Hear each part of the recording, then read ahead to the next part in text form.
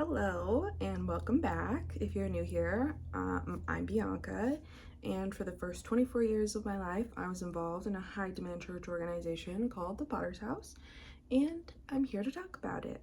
If you haven't noticed, it's been quite some time since I last made a video. I did recently post a little shorts, so enjoy that. I was trying really hard to make this channel happen, and it just wasn't working out for me the way that I needed it to. I was struggling with managing talking about these kinds of things because if you're unfamiliar with mental health, talking about things, the traumatic things that happen to you, can be re-traumatizing and be like super bad for your mental health. In the midst of trying to heal from all of this trauma, trying to create these kinds of videos was actually impeding my healing, and so I kind of just had to table this for the time being. However, I'm kind of stepping into a new phase of life and I'm feeling more comfortable talking about these topics.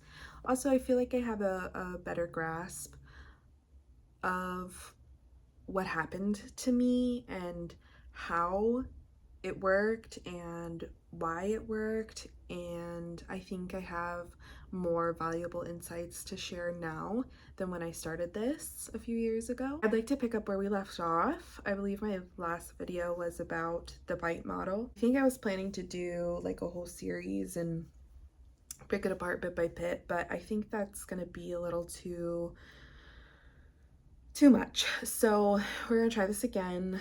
I may leave that video up, I may take it down, who knows. To be honest, I'm kind of scared to go rewatch it because I don't remember what she said. I feel a little nervous to revisit that time frame.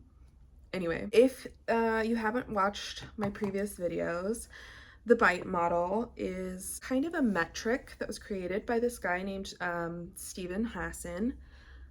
I believe that's how his name is pronounced. If you know differently, leave it in the comments. So Stephen Hassan, he has a doctorate, I think. You know, I haven't done a super in-depth research on him, but he promotes himself as a doctor, and he has created a lot of information and content around authoritarian control and what it looks like and how it affects people. I think he has a couple of books about getting out of it and helping those you love get out of it, stuff like that. So that's a really great resource. That's definitely where I started as I was unpacking what it was that happened to me. So he's a really great resource if you're interested. We are going to start with the B.I.T.E model. If you are new here, the B.I.T.E model is, like I said, just kind of a metric to kind of analyze your experience and tell if you were in an authoritarian control group or a high control group. For me, going through this list when I was coming out of my church was really helpful in understanding where the church was overstepping boundaries. There were certain things on the list that I was like, oh, is that bad? Not realizing that people who weren't raised in the Potter's house didn't have their church controlling these aspects of their life. I'm going to reiterate, since it's been a while since I made a video, I'm going to reiterate that I try to avoid the cult word in my content just because I think it's really triggering to some people, and I think it's going to be largely unhelpful in this conversation. I personally like the term high control group or high control religion because I think it really highlights what it is that's going on. There was a lot of control, and the amount of control was inappropriate. So the B in B.I.T.E stands for behavior control, and this is a list of ways that a group could control your behavior. So there's 25. I've gone through and marked, and I may pop that up here just so you guys know what I'm looking at. So I kind of split this into 3 categories, which was, yes, definitely this happened to me, sort of, maybe, and then no. I'm just gonna go top to bottom. So number 1, regulate individuals' physical reality. And I marked this as a sort of because I'm not entirely certain what this means. There were a lot of ways that I think the Potter's House could check this box, but we'll get into them a little bit more as we go through the list. So I'm just going to say sort of. Number 2, do they dictate where, how, and with whom the member lives and associates or isolates? And I know I covered this in depth in my previous video, so I'm not going to go super in depth in this one today. But if you'd like more details, you can go check out that video. And I put yes, definitely. If you were to ask like the pastor or the people that attend this church, they would say, no, absolutely not. My pastor doesn't tell me what to do. However, we have to talk about the social pressure, which is really how the control is managed. And so, sure, I could have friends. So for instance, I made a friend outside of the church and nobody told me, hey, don't be friends with that person. However, they did ask me very invasive questions about our relationship. They asked me, you know, if our relationship was in nature. They wanted to know like what I was doing with this person. They wanted to know why I seemed so comfortable around them. And so there was definitely this attitude of, why are you hanging out with this person? And you shouldn't be hanging out with this person because we don't know anything about them. So even though nobody explicitly told me, hey, don't hang out with this person, I got the vibe. Yeah, they definitely control. They dictate where, how, and with whom the member lives and associates or isolates. Number 3, when, how, and with whom the member has sex. Big time, guys. Big time. And we have to kind of keep everything in perspective, right? So Christianity in general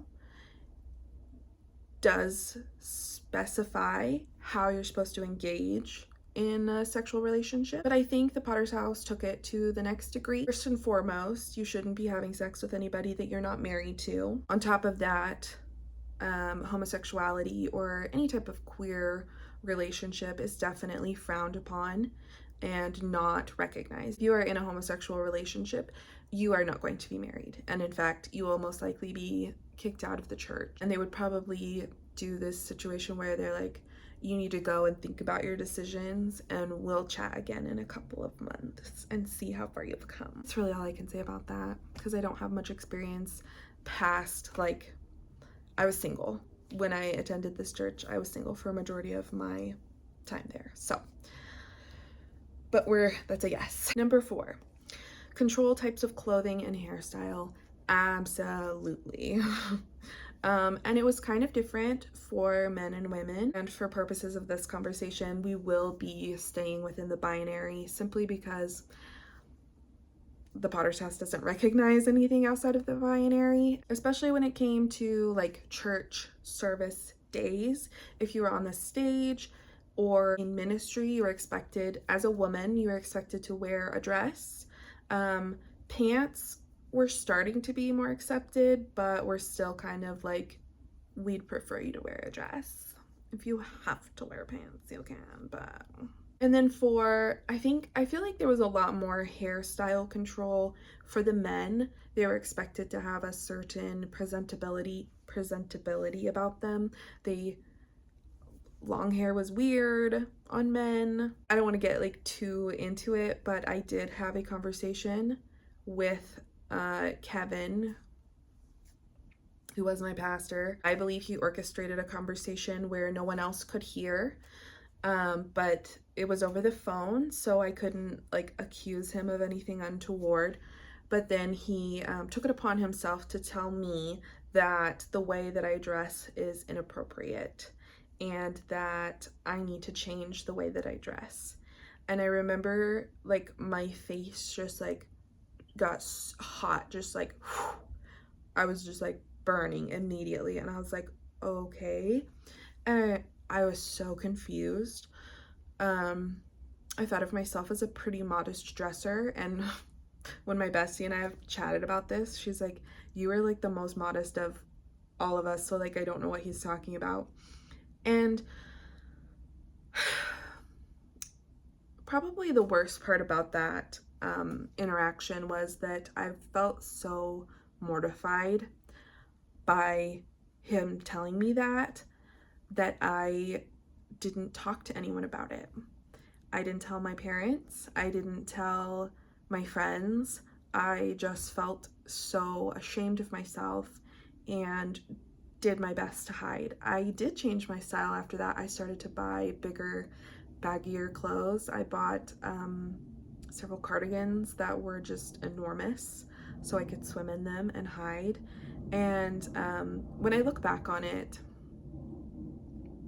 I think this is something that's not uncommon for women, where simply because your body is built a certain way, certain clothes look different on you than they do on other women. And so I think a lot of his opinion just came from the fact that my body type was different, and he may or may not be a pervert, so who knows. So yes, I have personal experience with this. It was incredibly dehumanizing. It was incredibly and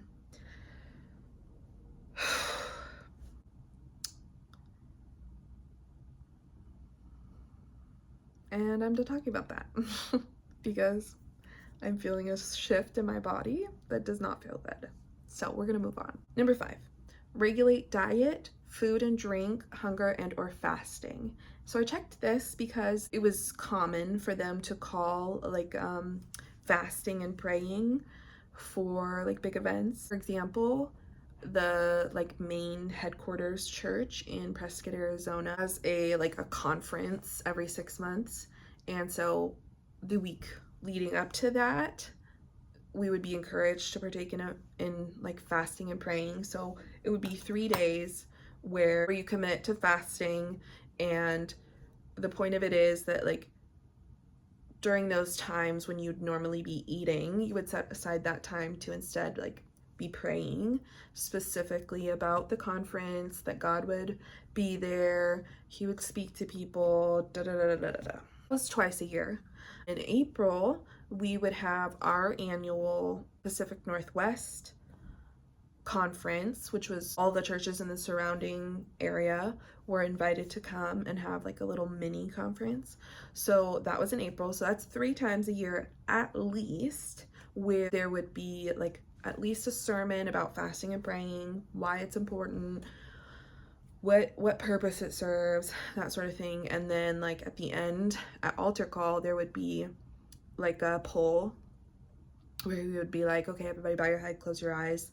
If you can commit to 3 days of fasting, raise your hand. And like, so there was kind of this like pressure put on you that you should participate, and that you're less than if you don't. I mean, I definitely encountered my fair share of people who had, I would say, unhealthy relationships with food, but that's, I think, just very American and not only, not just because of the church. You know what I'm saying? Number 6, I put as a sort of, simply because it's complex. The organization would manipulate and deprive you of sleep. Know that this is something that people, like there's a specific experience this is talking about.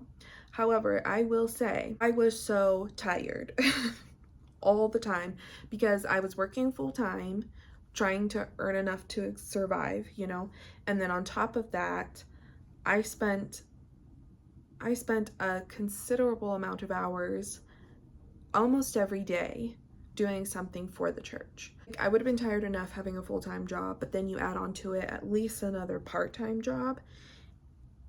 So I was missing out on sleep as a result of church activities. I wouldn't say that was like the main reason. Like, I don't think the church activities were created to deprive me of sleep. However, it was an accidental outcome. It plays into another one that comes up later, which we'll talk more about. So I put a sort of for that. Number 7, financial exploitation, manipulation, or dependence. And I checked yes for this. It really depends on how you define exploitation, manipulation, or dependence.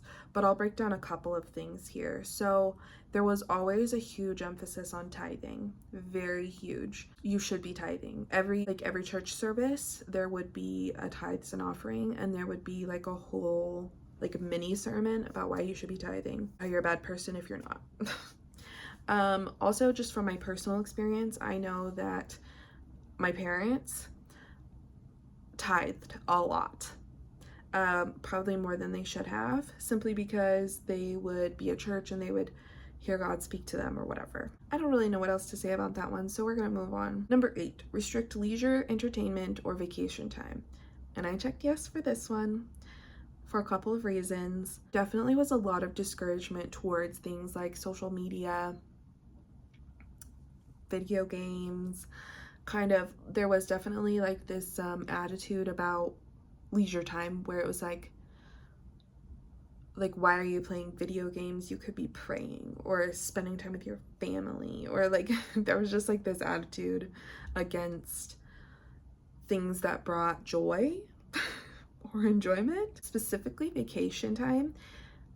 If you were in ministry, you were required, you like signed a little like contract. It's obviously not legally binding, but you signed a little like commitment that if you went on vacation, you would notify your ministry leader, your pastor, and make sure that like your spot was covered.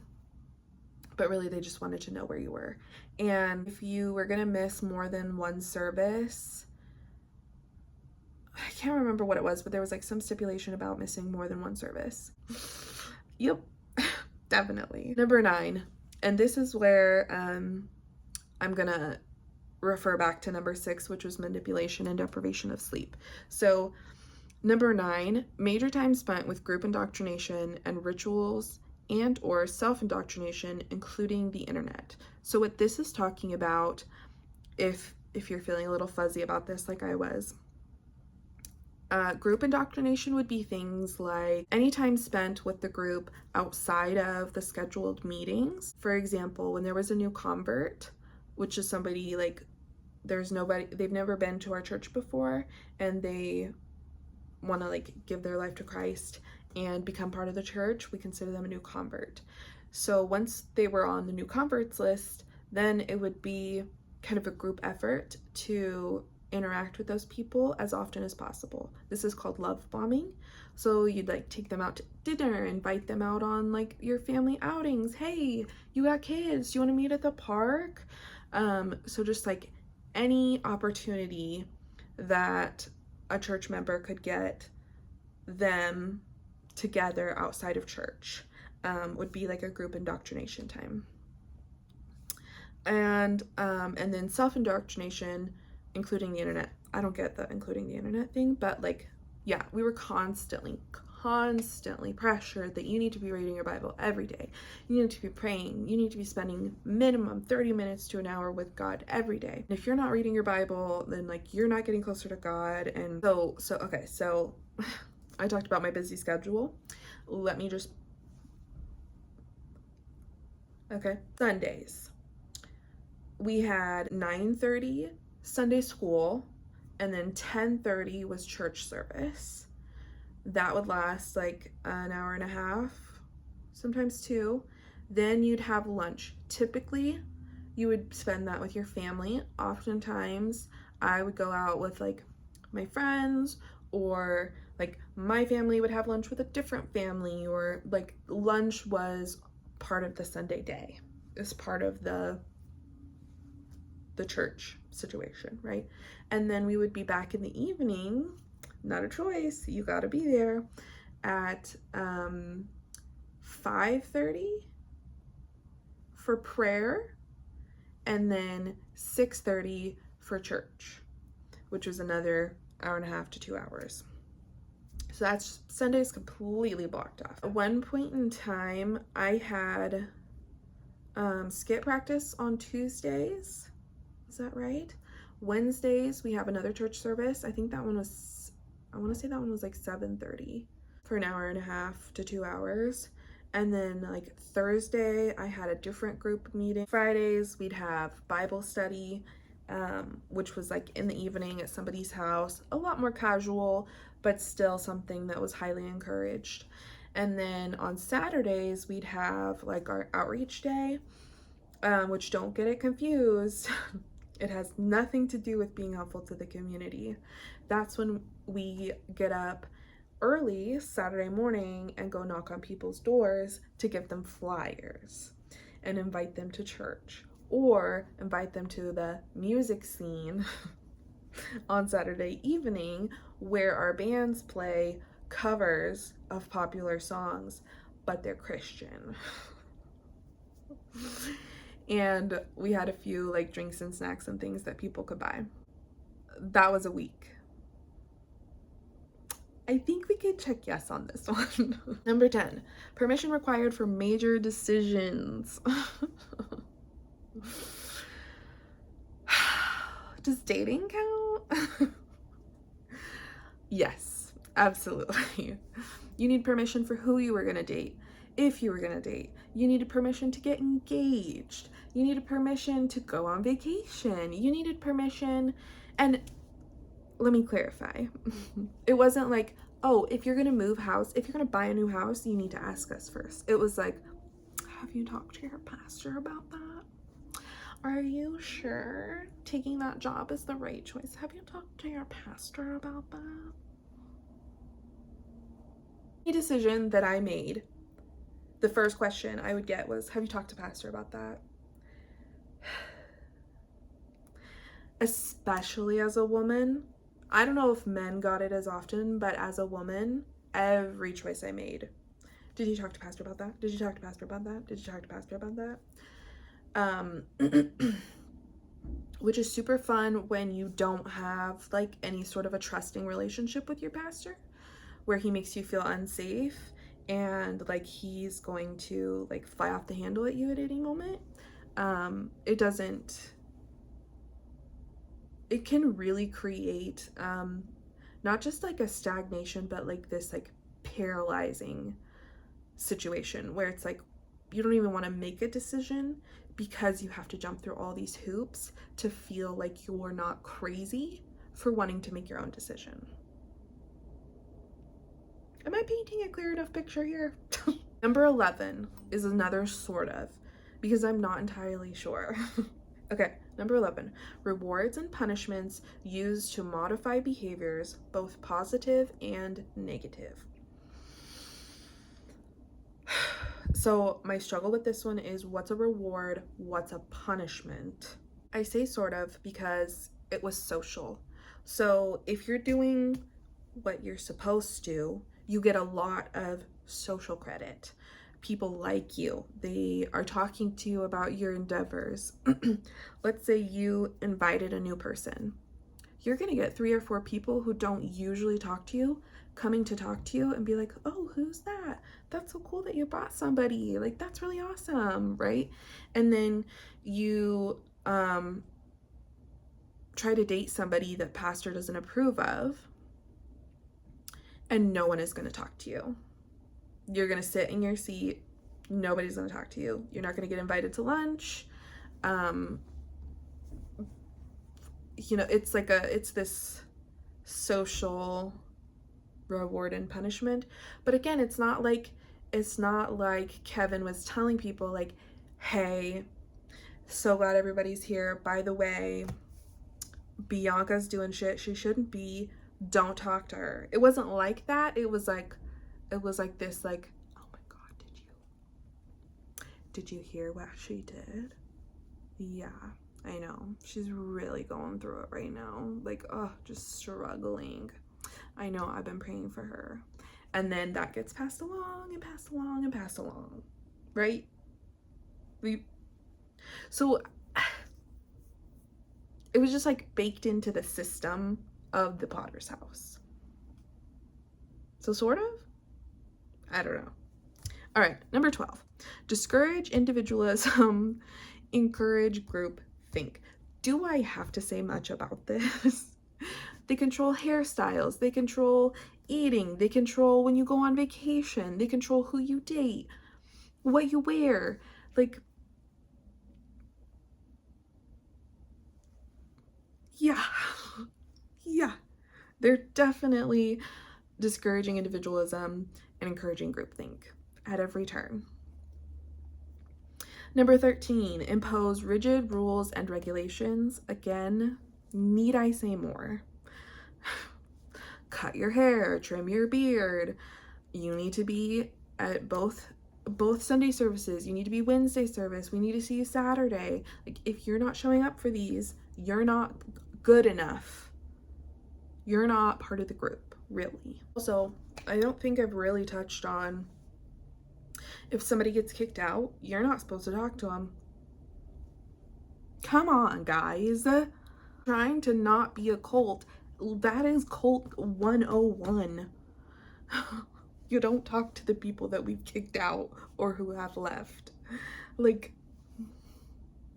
as Wayman Mitchell used to say, if it walks like a duck and it quacks like a duck, it's probably a duck. Just saying. Number 14, it says punish disobedience by beating, torture, burning, cutting, rape, or tattooing and branding. I put a no for this one. Let's leave it at that. Number 15, I didn't mark. Threaten harm to family and friends. How did I skip over that? Threaten harm to family and friends. I'm gonna put no. Unless you count hell. So maybe a sort of? No. I'm gonna say no for 15. Number 16, I put a sort of. Force individual to rape or be raped. The fact that this is even a sort of is ridiculous. There have been instances where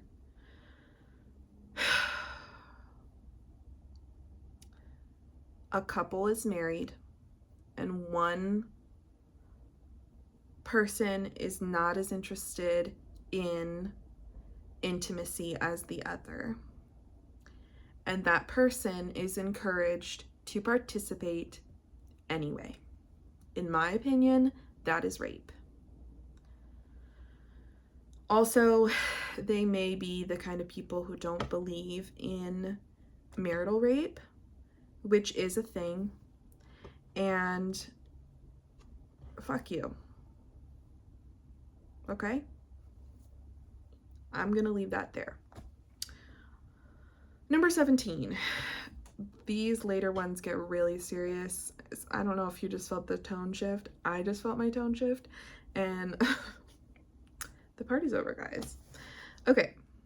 Number 17. Encourage and engage in corporal punishment. I was spanked as a kid. My parents encouraged others to spank their children.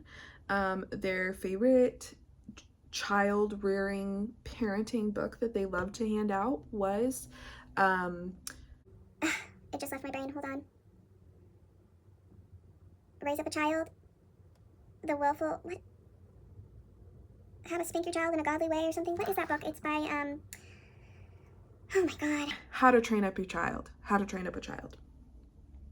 Which is essentially a guidebook for how to emotionally and like psychologically break your child before the age of 1. I don't encourage reading it. Personally, I haven't read it. I know vaguely what's in there, and I'm not sure that I'm ready to know the rest. I know that my parents used that book on us, and so yeah. Okay, number 18, instill dependency and obedience. Again, this is another one where, like, if you review everything I've said thus far, I think you can tell. Especially as a woman, I was constantly encouraged to talk to my pastor about decisions I was making. Ask God, ask my dad, literally anyone but myself. Make sure you've checked with them first before you decide. Number 19,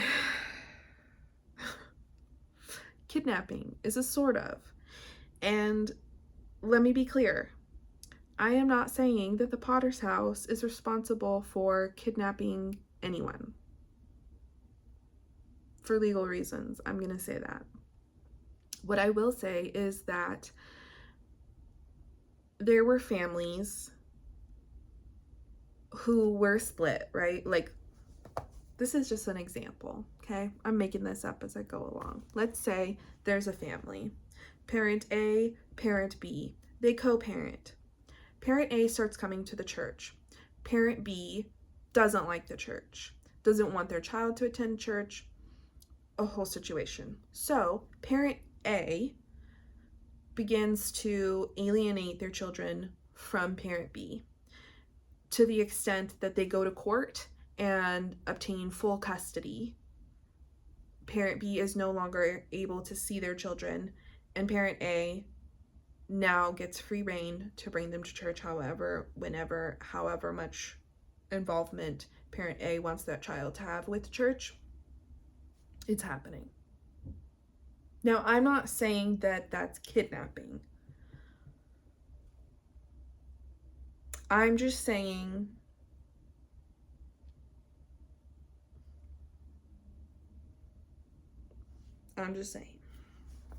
Okay, we'll move on. 20, beating. I put a sort of. Why do I have to put a sort of for this?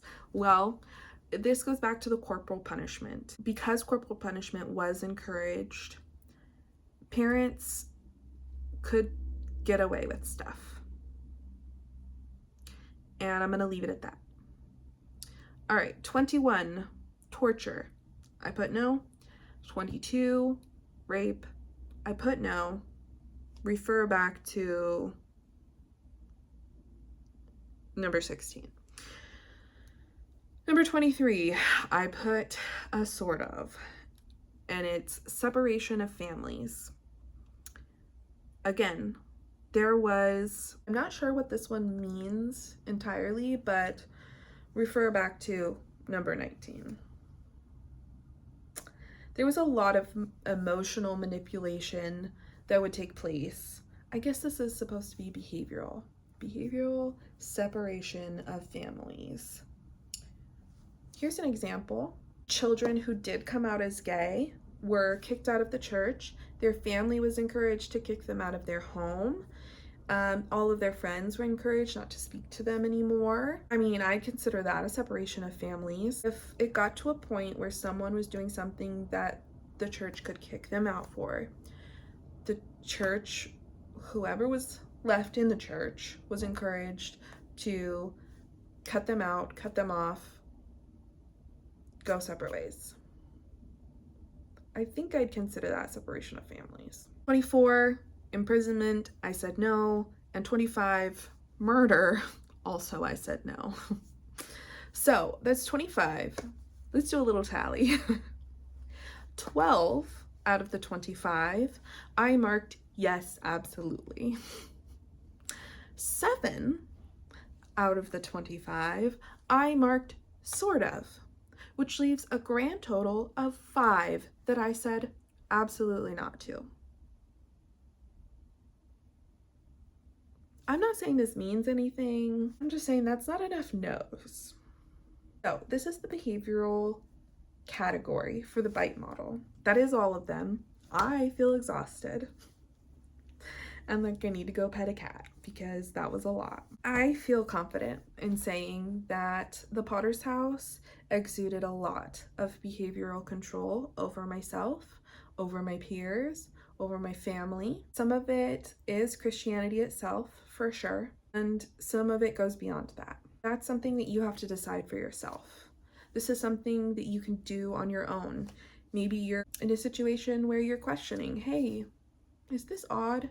Am I experiencing something that's unhealthy or perhaps toxic? Let's take a peek. And let me also say this. This is a lot, okay? As someone who has been free from my high demand religion for going on 6 years now, I'm exhausted just talking about this. So take it slow, okay? Don't feel bad if this feels like too much. That should be a sign to you to take it easy. If therapy is something that you have access to, please use that. Talk to somebody about these things. Explore your options. This is not an easy conversation. It's not an easy thought process to have. Not light stuff.